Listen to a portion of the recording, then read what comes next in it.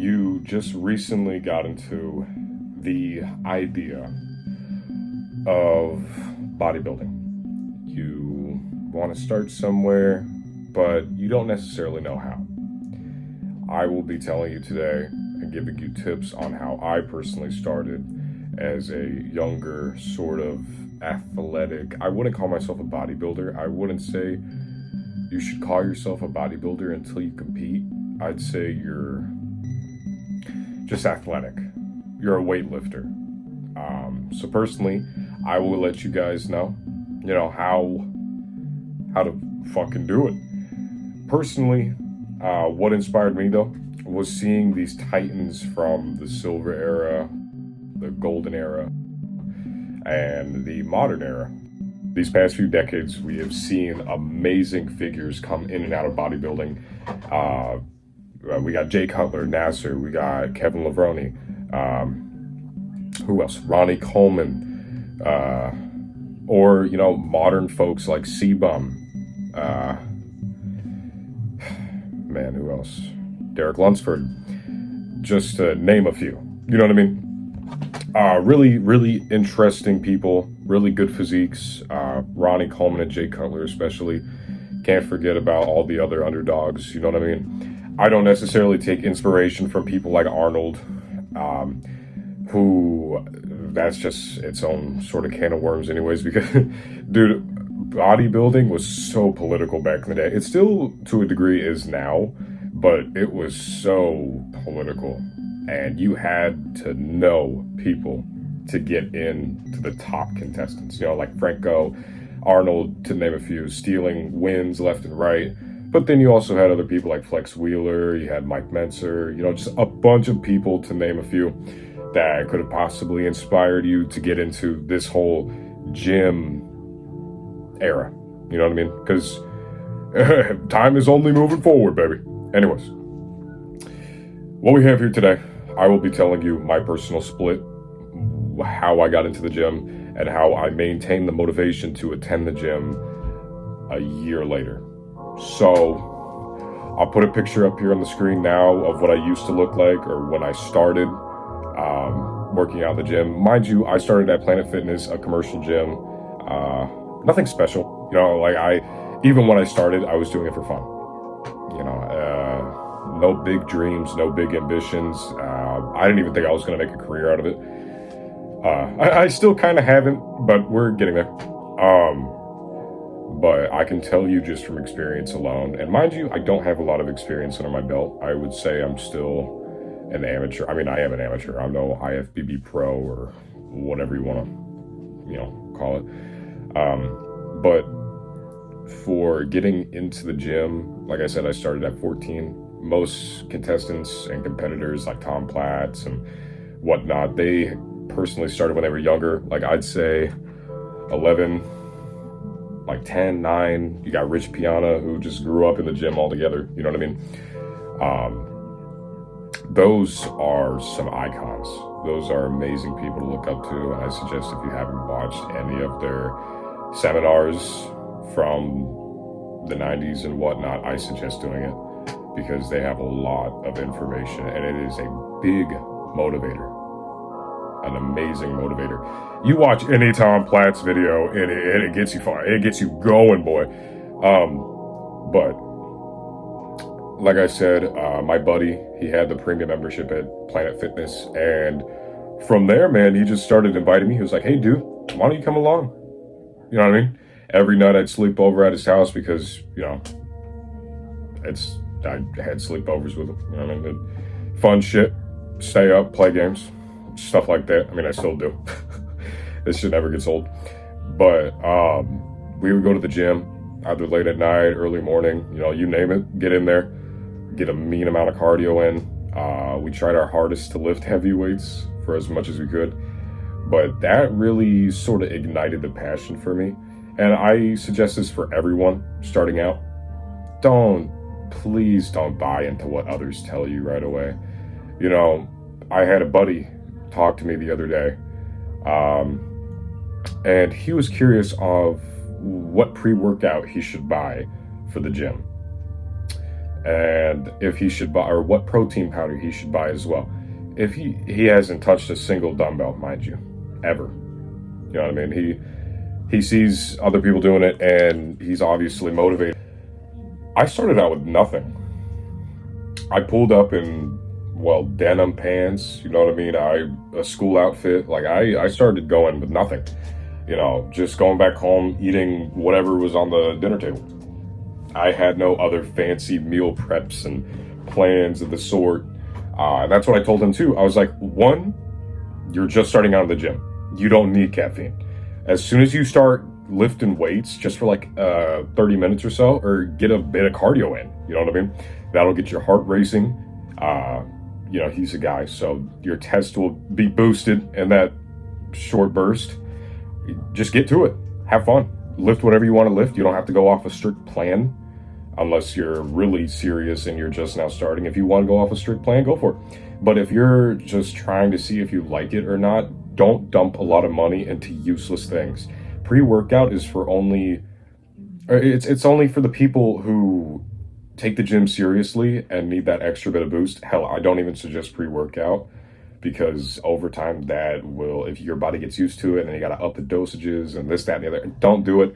Energy drinks, low calorie energy drinks that are easy on the caffeine, sure, every now and then. But besides that, just show up. Same with the protein powder. Don't buy into protein powder. It'll do numbers for you when you actually start lifting, like 3 months in. You know, if you want to keep going with your fitness career, get protein powder. It'll boost your gains. You know what I mean? Protein is protein. And as long as you eat healthy and you go to the gym and you stay active, you're going to see gains. You're going to see changes in your body. You're going to see the growth that you want to see, that you're motivated by with all the other people. Now that aside, like I said, if you try it out, I say 3 months. 3 months is the sweet spot. I think you should try it out. Just because that's how long it took for me to like really kind of get used to it, kind of like it, you know what I mean? Because at first I was like, damn, man, this is low-key kind of boring. I don't really mess with this stuff. But then I kept going because my friend was like, hey man, come on, let's go. And then I kind of found what motivates me to go to the gym. And I can't explain it. You know, motivation is something you gotta just find on your own. You can't have something motivate, or you can't have someone else motivate you. Well, you can, but internally, you gotta be motivated yourself.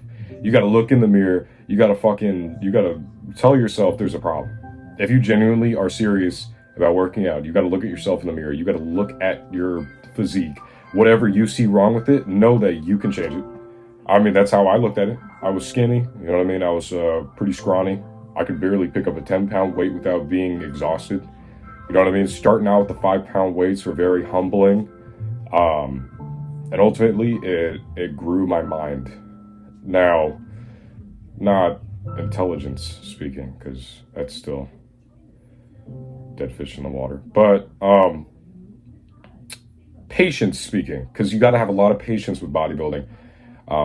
Even if you hop on gear right away, you know what I mean? As a beginning, like you can see some of these people, I've seen trends on TikTok a few years back where people were like, day one of my gym fitness journey, I hopped on gear. And you can see they make more gains quicker than most people starting out in the gym. Sure, but you can't take gear and expect to blow up instantly. You have to have a foundation for the gear to go off of. Like, you have to build a physique that you've been working at for years and years, unless you're some genetic freak and you've never touched a dumbbell, you're 5'4", you pin once and boom, you know what I mean?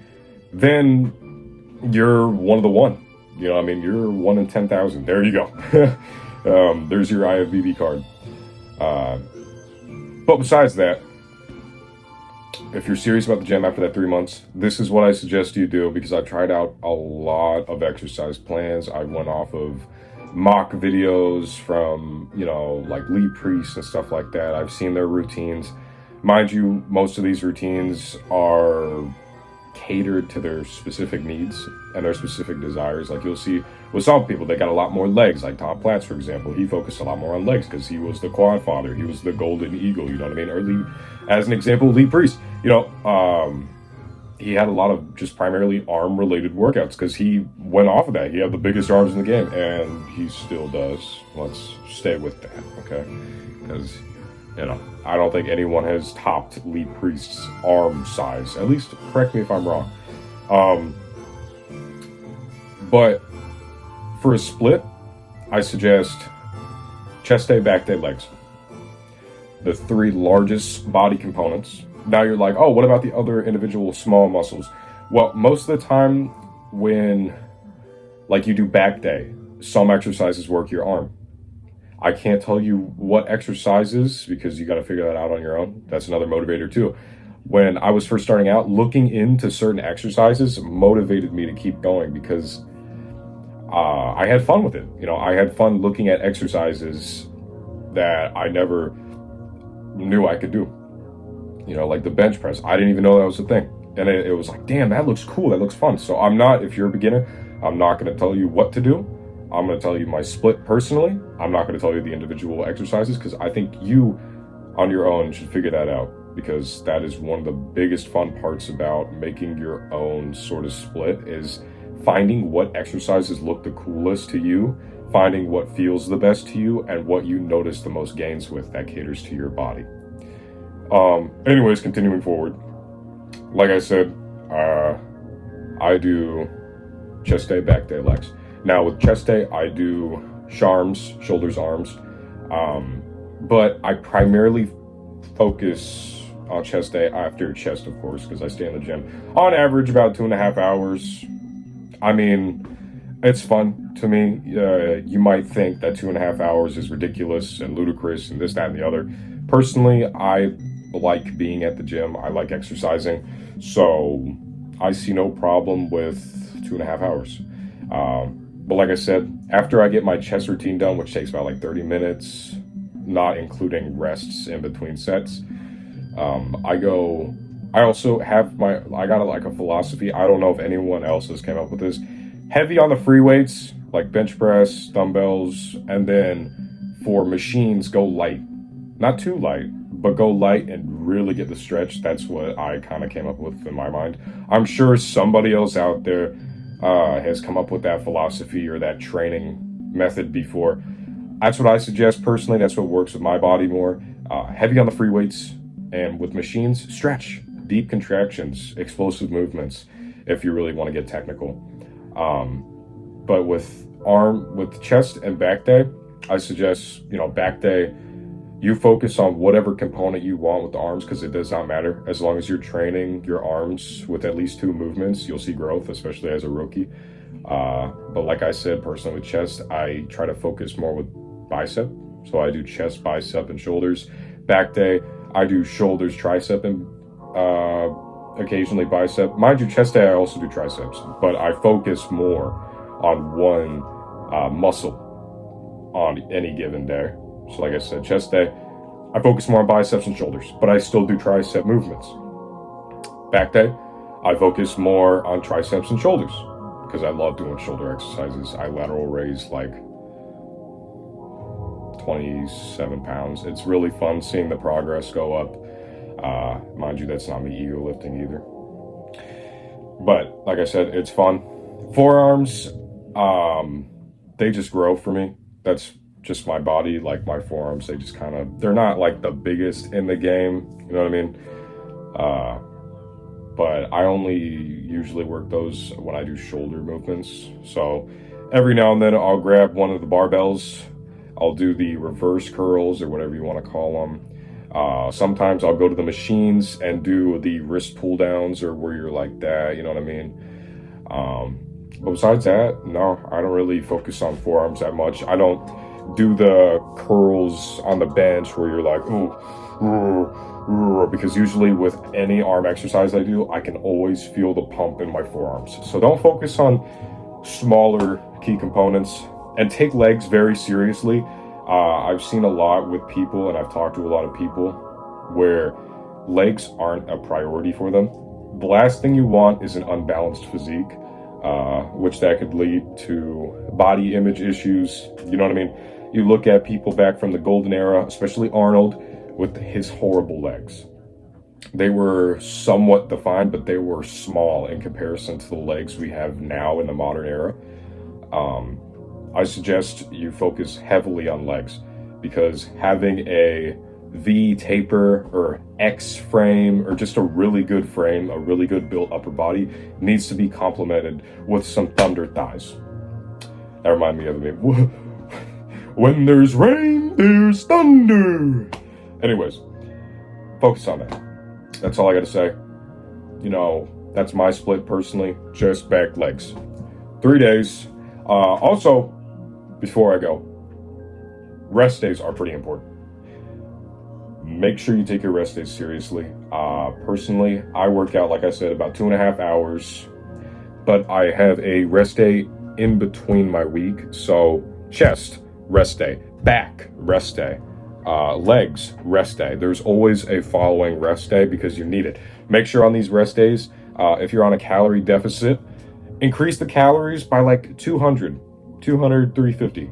Increase the calories, because that's when your body is still recovering from yesterday and it needs the food to grow. The same day, I mean, yeah, you definitely need your protein, but the second day, the day you're actually recovering, that is when you need the food more to recover your muscle tissue and your fibers. Thanks for watching. If this helped, leave a like if you want. But yeah, take what I said with a grain of salt, or a quarter. So, till we meet again.